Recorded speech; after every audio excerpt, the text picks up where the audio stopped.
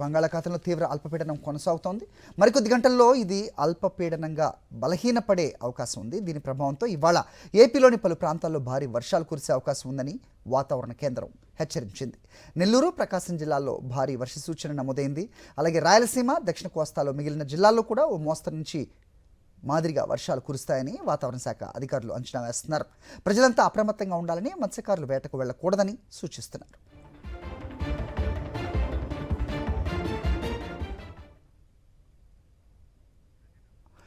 ఈ అల్పపీడనం నిన్న మధ్యాహ్నం తమిళనాడులో తీరం దాటింది. ఆ తర్వాత అది ఉత్తరంగా పయనించింది. ప్రస్తుతం తూర్పు రాయలసీమపై ఉంది.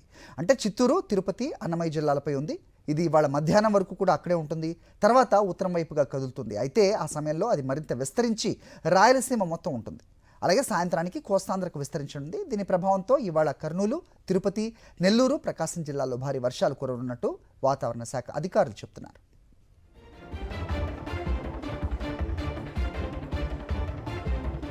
ఇప్పటికే ఈ ప్రభావంతో తిరుపతి, నెల్లూరు సహా రాయలసీమలో గడిచిన 24 గంటల్లో కుండపోతగా వాన కురిసింది. నిన్న ఉమ్మడి చిత్తూరు జిల్లా వ్యాప్తంగా భారీ వర్షాలు పడ్డాయి. నదులు, వాగులు పొంగి పొర్లుతున్నాయి. లోతట్టు ప్రాంతాలు జలమయమయ్యాయి. రేణిగుంట మండలం ప్రగతి నగర్ను వరద నీరు ముంచెత్తింది. ఇళ్లలోకి వరద నీరు చేరి జనజీవనం అస్తవ్యస్తంగా మారింది. ప్రజలు తీవ్ర ఇబ్బందులు పడుతున్నారు. ఇప్పటివరకు తమను పట్టించుకున్న నాదుడు లేరని మండిపడుతున్నారు.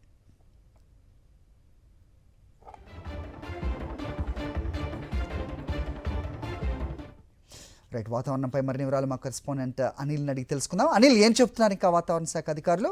అప్డేట్ చెప్పండి. హరి, మొత్తంగా తీవ్ర అల్పపీడనం బంగాళాఖాతంలో కొనసాగుతుంది. రానున్నటువంటి 2-3 రోజుల పాటు వర్షాలు కొనసాగేటువంటి అవకాశం కనిపిస్తుంది. అయితే తీవ్ర అల్పపీడనంగా బలహీనపడేటువంటి అవకాశం కూడా ఉన్నట్టుగా వాతావరణ శాఖ అంచనా వేస్తోంది. ఇప్పటికే కుండపోత వానలు కురుస్తున్నాయి. ముఖ్యంగా రాయలసీమతో పాటు దక్షిణ కోస్తా జిల్లాల్లో పెద్ద ఎత్తున వర్షపాతం నమోదవుతోంది.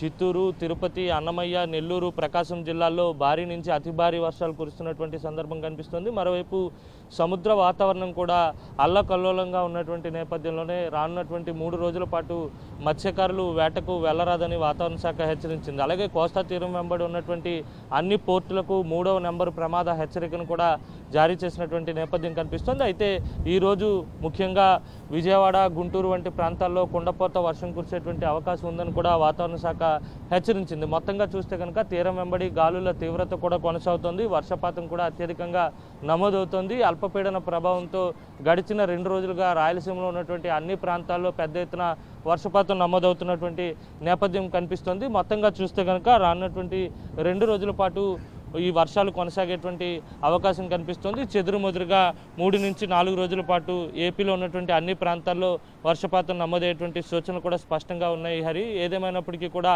నెల్లూరు, ప్రకాశం, అలాగే బాపట్ల, గుంటూరు, కృష్ణా, ఎన్టీఆర్ జిల్లాల్లో భారీ వర్షాలకు ఆస్కారం ఉంది. హరి, ఓకే.